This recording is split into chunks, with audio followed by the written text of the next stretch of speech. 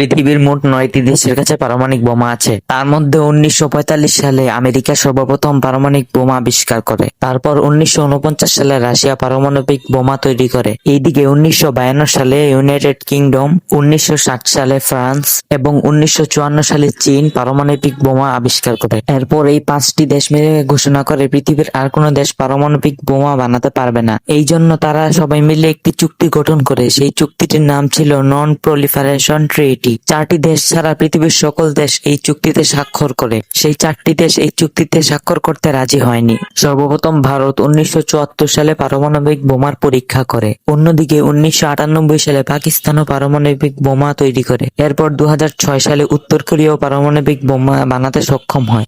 Israel 60-এর দশকে পারমাণবিক বোমা তৈরি করে। অন্যদিকে সাউথ আফ্রিকা 6টি পারমাণবিক বোমা বানালেও সেটি তারা ধ্বংস করে ফেলে। তো ভিডিওতে একটি লাইক এবং সাবস্ক্রাইব হয়ে যাক।